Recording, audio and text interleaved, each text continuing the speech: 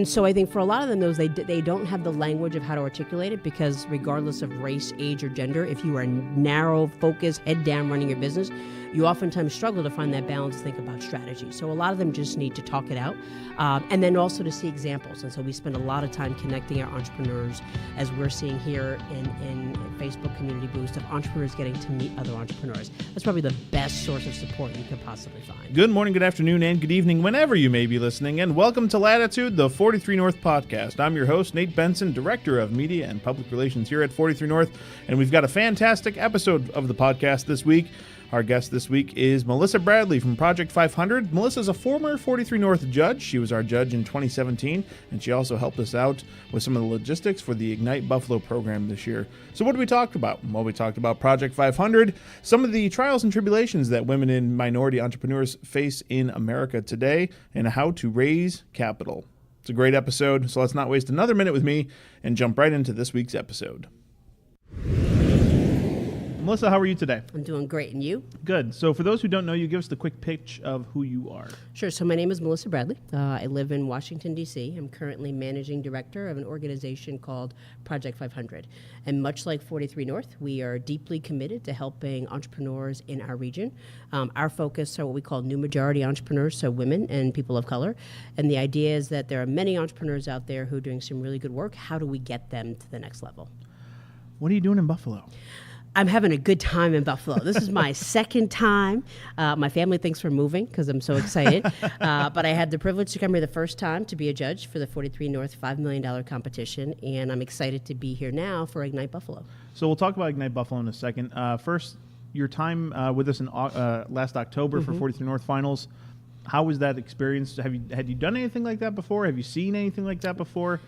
So I've done other competitions, so Sure. to speak, but I had seen nothing like that. And what I mean by that is I had seen nothing where the magnitude of high potential companies converging in one place and having a real opportunity to pitch.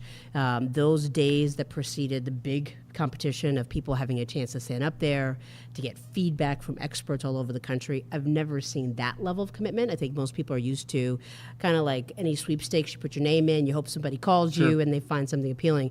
So that was really exciting to know that even if folks didn't make it to the stage, they were going back home with at least one nugget of information that was going to help them. And today I even saw one of the companies that pitched, and they said that it was the best experience ever, and they're buying houses and they're settling in. And so I think the other piece is helping people understand that all of successful businesses are not based in Silicon Valley, that you want to be in a place where there's an amazing supportive ecosystem, ideally a place that's capital efficient and you're not spending more money to live than you are on running a company, and where there are people who actually are committed to your success. So we brought you back, well, I guess so let's rewind a little bit. Yep. So from the finals last year, yourself and Dave Jakubowski were judges for us. Dave Yep. Jakubowski's a executive at Facebook. Yep.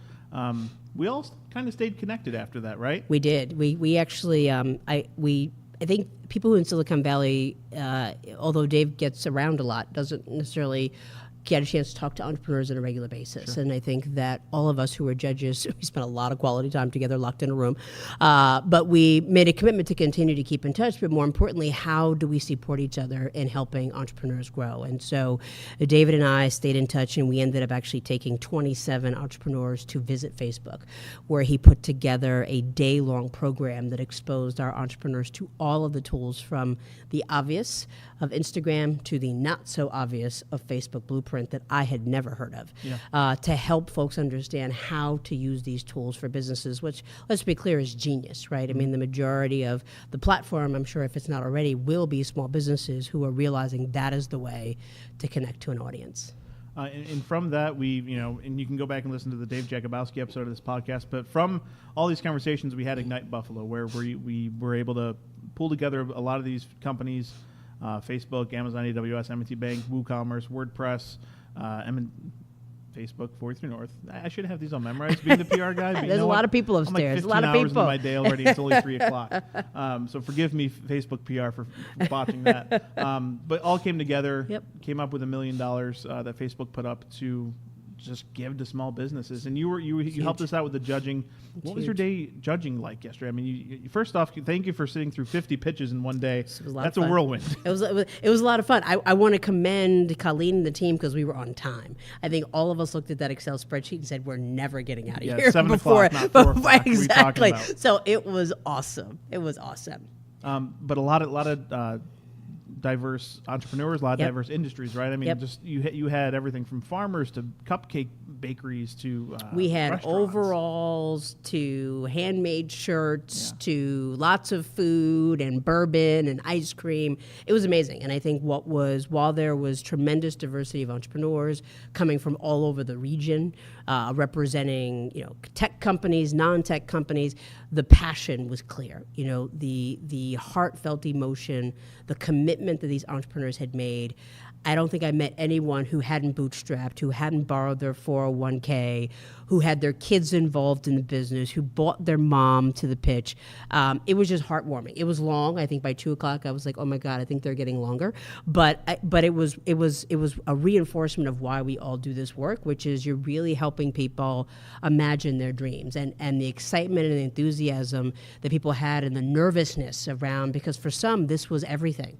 This was probably the only chance they thought they were ever going to get, and that's pretty damn cool. And I think the biggest takeaway was when one of the entrepreneurs said, this is so not about the money, but this is about the mentorship and the support, because money is a means to buy things. And what was clear for many of these entrepreneurs is they are so busy with their head down, running a business, wondering, how do I say no to yet another client who really needs me, that they don't even have chance to have someone strategically think about what are the operating systems, how do I better screen, who is my next hire, and that's the best part about this. One of the other perks too, and we didn't intend for this, but everyone, they asked us, can we bring a sample of my, insert product here? Ate well. You ate well. I ate very well. When it was time for dinner, I was like, why am I not so hungry? I was like, I had cupcakes, I had cake, you name it. I didn't get any bourbon. That's the only thing because it was a little early, but everything else was awesome. That's kind of got a feel, especially being what they call social entrepreneur like yourself, and we'll get into that in a second. But just seeing, because I think sometimes when you think of like the Silicon Valley-esque type startups, numbers like $500,000 and 1.5 million, like all these big numbers get thrown around. Sometimes like you can kind of see some of those founders, and it's like they don't seem excited about that. Right. Whereas we're talking about $25,000, $50,000, $100,000, right. And people, like I was on the phone with last night calling some of these finalists, openly weeping to me on the phone. Right. It's nice to put that into perspective. It right? is. It's huge. I mean, I think that we tend, and particularly in entrepreneurship, I think we've made the mistake of just automatically assuming we mean tech companies and assuming success equals a unicorn. And that is so not true. There is not an entrepreneur that showed up to pitch yesterday that I would not say was not successful. Now, they're probably missing a whole lot more zeros than some of the folks that we're used to hearing about. But, these are folks who are committed, right? I mean, the idea of when they talked about their use of funds, it was not around making my salary. For some of them, they're still not getting paid. It was about hiring the next person. It was about serving more people. And so it was really around their passion, their purpose, and they were making money, just not the magnitude that we typically hear about. But that made them no less successful and certainly no less committed to being a successful entrepreneur. So talking about Project 500 a little bit, what was your journey like leading up to Project 500? So we started Project 500, one, because I am an entrepreneur. I had started a company and had a tremendous amount of backlash from the systems that we thought were intended to help us. The SBA and others saying, well, you're black, you're female, you're doing financial services, you're not going to be successful. And I don't mind the reality check, but I think when you are an agency that is designed to help people start businesses, and I was probably the typical entrepreneur, a little arrogant.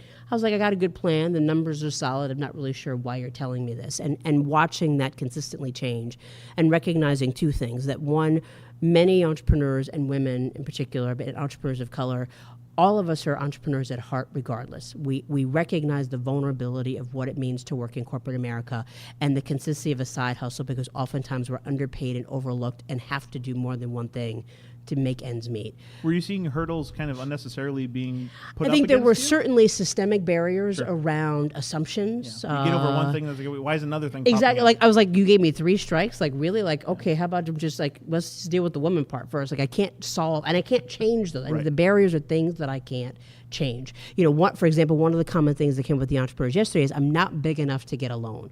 Well, the oxymoron of that, credit worthy, but my sales aren't over $500,000 or my sales aren't over $1 million.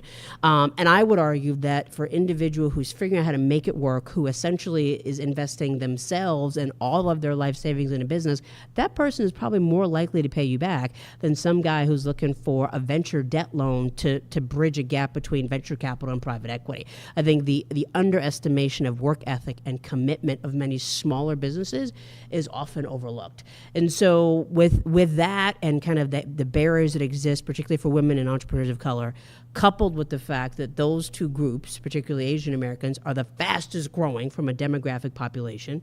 Latino businesses are the fastest growing business type, and African American women are starting businesses 6 times everyone else.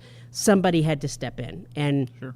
I was actually having a conversation with David today from Facebook saying, we both adamantly agreed and almost like jumped up and down and did hallelujah, is that these are entrepreneurs who probably have amazing work ethics because they've been looking at this forever, tremendous resilience because they're constantly hearing no, clarity around their market because they're spending time, they're specifically oftentimes serving their community.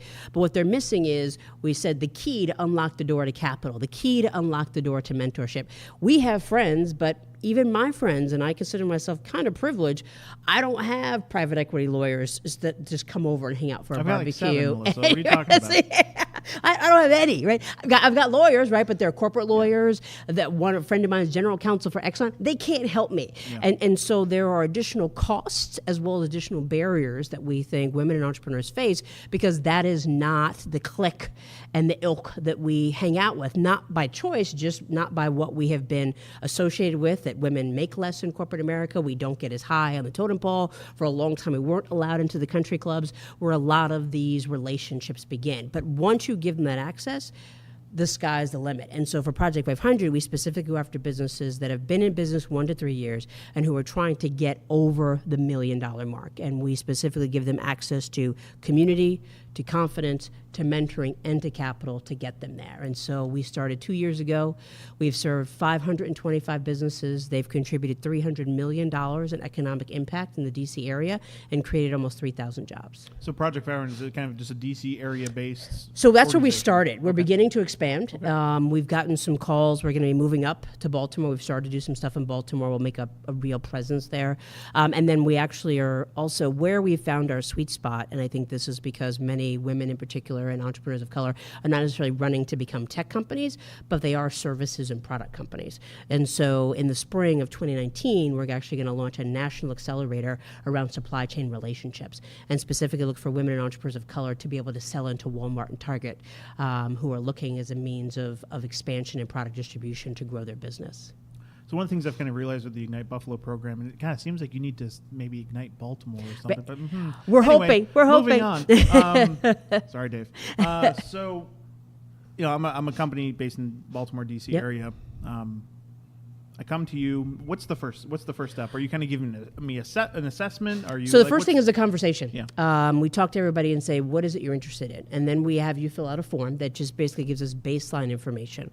And then we have another conversation to really understand what are your interests? Are you looking for a one-time quick fix? Do you have a problem that you need solved right now? Or are you really looking to make a commitment to scale your business? If you're looking for a quick fix, then we get you an office hour. If you have a very specific problem, we get you a mentor. If you're looking to really double down on your own growth, then we put you in our accelerator program, which runs 12 weeks. So we have some options for folks, but the idea is meeting them where they are. Ultimately, we want everybody to come through the cohort program, and that has been our goal. But we realize I can't sell something to somebody if they can't even hear it because it's not what they need right now. And as I was saying, like what I've noticed with Ignite Buffalo is, a lot of businesses, there are those who are eager to ask questions and ask for help, and there are those kind of going, I'm not going to ask for help, and I don't know what to do. Oh well. Yep. Do you is that kind of a universal problem? Are you experiencing that? Or do you have people trouble coming through the door? Well, we wish you did. We're averaging about 100 inquiries a week. Oh darn. So that's a lot. Yeah. I think it's because people will still show up and not know what to ask, but now they at least have a place to go. Sure. The common referral source is another entrepreneur who has gone back and said, and I know 43 North hears it all the time, I went through this program, I talked to these people, I think they can help you too. And they'll come and say, well, I want to grow my business. Well, that's a Super vague, big possibility, right? And so I think for a lot of them, they don't have the language of how to articulate it, because regardless of race, age, or gender, if you are narrow, focused, head down running your business, you oftentimes struggle to find that balance to think about strategy. So a lot of them just need to talk it out, and then also to see examples. And so we spend a lot of time connecting our entrepreneurs, as we're seeing here in Facebook Community Boost, of entrepreneurs getting to meet other entrepreneurs. That's probably the best source of support you can possibly find. So when you're seeing a lot of these companies and entrepreneurs come through, kind of anecdotally, what are some of the biggest hurdles that folks are seeing right now? So I think the biggest thing is, well, we think there's three. One is human capital. Who do I hire next? A lot of people have tended to hire in a reactive mode. I got a contract, let me go hire somebody. And then once that contract is gone or that contract is over, they're going, wait a minute, you really can't do anything else to help the business except what I hired you for. So I think really analyzing their human capital needs today and 2 years from now. The second thing is preparing to get the right money. Everybody thinks they need money, and I'm not going to deny it. Money helps, particularly if you're trying to have a growth strategy.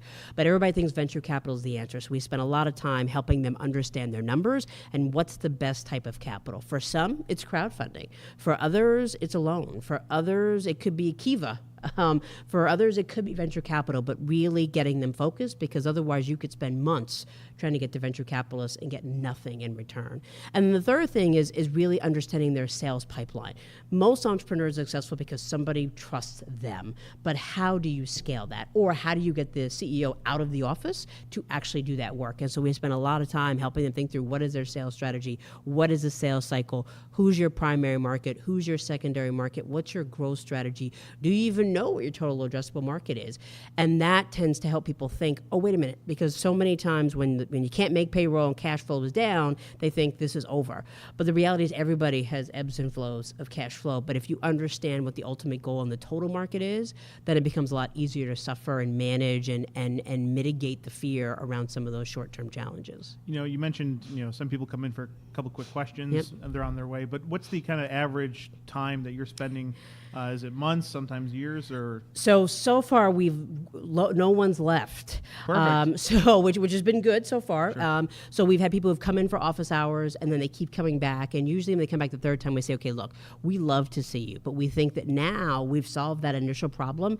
This is much more of a strategic issue than a one-off. And so we make them go into a cohort. So like I said, we've served 525. We're still in touch with 525. We have now developed different types of ongoing program doing more around technical expertise and integrating technology. We've actually formed a partnership with Amazon to do a series of things to bring speakers from all over the country to talk to them. DC, I think, much like Buffalo, punches above its weight in terms of the quality of entrepreneurs, but doesn't necessarily get the street cred that it deserves. And so trying to think, how do we now connect them beyond DC? While DC is great and Buffalo is great, the reality is for a lot of these entrepreneurs, they have businesses that transcend where they live and where they work. How do we help them get to that next level? How big is your team over Project 500? We're 4 people. Of course. Yeah. Exactly. I was expecting that. 1 to 100. 1 to 100. No, there's 4 of us. So each person gets 125 that's right. or something like that, right? That's right. Yeah. No, I mean we have some strategic partners which have been great. We have several volunteers who serve as outstanding mentors. But I think because we are still growing, we're 2 years old, we didn't want to start outsourcing a whole bunch of stuff till we actually knew what they needed and who was the right partner for them. When you started this, was this money out of pocket? Did you how did that all start? Yeah, so we're still, ironically, not officially anything. We did it on a whim. I did it as a bet with our local deputy mayor that all the startup stuff we were doing was great, but we were missing a huge market in businesses that were struggling but had the potential to create jobs. Well, because startups are sexy. Nate's not just always so much, when they employ no one. Let's be clear, but they are sexy. And so the bet was go find 500, and we said we'll find 500 in 3 years and prove you wrong. And we found 500 in a year and a half. Yeah. And that as we entered that second year, people started coming to us. Funders said, "What are you doing?" And I was like, just trying to prove the city wrong.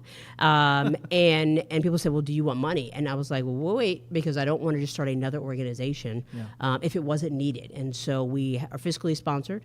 Now we think we've looked at the data. We built an entire Salesforce engine. We've talked a lot to our entrepreneurs, and we realized there is a need for us. We think that there's lots of startup programs still. We think there's room and opportunity to partner across the country with other organizations around this kind of scaling methodology.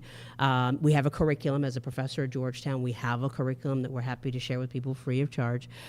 So we're now committed to actually become an organization. And I don't know that we need to exist in perpetuity, but I think it's safe to say even in DC, we've served about 15% of the market. And I think when we look at our peer institutions, they're probably 2 to 5% of the market. So there's still a lot of opportunity out there. You know, looking at your background and your credentials, why do it? Why not? I think growing up in a household where it was always told and presumed that you would give back, that was extremely important. While I didn't have this term when I was in college, I think I've become a servant leader. I think I know that my success coming from a single parent home and all the statistics you hear about was because I found somebody I could trust and believe in. And I think the four of us now, and hopefully as we grow, first and foremost, we are trusted advisors to these entrepreneurs. They have gone to people who've done them wrong. They've gone to people who've given them bad advice. And so we do it because if we can at least be that first point of contact of trust, the person who holds their hand across that unforeseen territory, then we'll do that. And once we can figure out how to get more people who really believe that women and entrepreneurs of color have a real future and potential to be unicorns, then I think we can safely go out of business. But I also do it because it's not rocket science. When the people at the SBA told me that I couldn't do it and the company was sold 18 months later, it was a huge FU moment, but it was also a reality that people still continue to allow historical perceptions and stereotypes define our current reality. And there's tremendous opportunity in all communities, and everybody deserves that chance. Now, when you sold that off after only 18 months, was that a situation where like you could have like... Don't need to work another day if I don't want to. I could have. Like if I stretch it out, I'm good with life. I could have, but I got 6 kids, so there was a different reality. Sure. But I was joking. But that goes back to my point of like, why do this? Like, you know what I mean? Like a lot of successful entrepreneurs just cash out and see you later and go. And I went on to be a venture capitalist, and that was cool. But I realized what excites me most. Again, talking to David at Facebook this morning, we were sitting there, and I said, you know what? I'm supposed to be approving invoices right now. Not appealing to me. Yeah. This is what excites me: sitting with entrepreneurs. And none of us get paid a lot to do this, so it's not about the money. But I think if we can be one, if Project 100 is a group and 43 North is a group, and there's others out there, if there's one group, at least in every single city, that is there to validate those who've been historically overlooked and underserved, that's the whole point. And once that's done, then we don't need to be here forever. I mean, I'm not into empire building, but I think there are so many people who still glamorize and position entrepreneurship for a few, when the reality is that notion has actually gotten this country where it is, with declining rates of entrepreneurship and declining job creation, outsourcing, all the stuff that we're seeing play out in the political environment, is because we're not fostering equitable innovation across all of our communities and cities. So what's next for you in Project 500 and anything else you're doing? Well, one day I'd like to think retirement, but I don't know. What's next is moving on to do this national accelerator, to recognize that based on our 2 years, where we've had the most success is when people can't get money from traditional sources, getting them contracts and helping them grow their businesses in real estate and professional services and supply chain, and selling to universities and hospitals and retailers. And if we can do that I think we have to serve 100 entrepreneurs by summer of 2019, and that goes well, then that's what our focus will be, and we will have served even more companies. I think we look at, for me personally, my goal is that in 10 years, there is $100 billion of new revenue generated by women and entrepreneurs of color in this country. I think that's a goal that's obviously worth fighting for and working hard for, right? No doubt. And I think it's possible, right? I mean, that's where the beauty of, I'm not a tech person, but that's where the beauty of technology, that's where the Amazons of the world, the Facebooks of the world, all these enabling technologies, there's no reason that somebody in Buffalo or Baton Rouge or Boston cannot be a global unicorn business, because e-commerce is now so prolific and universal. And so if we can give people the skills, the technical skills, the vision, and the confidence to do that, I think that all these small businesses can actually replace the fact that entrepreneurship has declined, and it will see a spike again. What's obviously your goals, as you just mentioned, but short term, as you look at like the Ignite Buffalo stuff, the things you're doing in Baltimore, what do you hope for even a year from now? Well, I think this Ignite Buffalo is an opportunity, particularly with the number of partners that you mentioned coming to the table, is a recognition that small businesses are really important to our economy, and that's huge. And I think the more this happens, the more of that I can be part of conversations, advocate for these programs to go all over. That's huge. I think there's a final recognition that as we had moved, I think, to a world of individualism, and let me just focus on you, the reality is there has to be a network of businesses that actually serves a community. No one person can do that. So the short term is, how do we get Ignite Buffalo and a whole bunch of other cities to be able to, one, bring the technical skills of all these partners to communities that typically are not paid attention to, that are not Silicon Valley, but more importantly, bring the money, which is not about the money, but a signaling effect that the entrepreneurs that will be standing up tomorrow night are worthy of investment that so many other people have not seen. If people want to learn more or even chat with you or just get involved, how can they do that?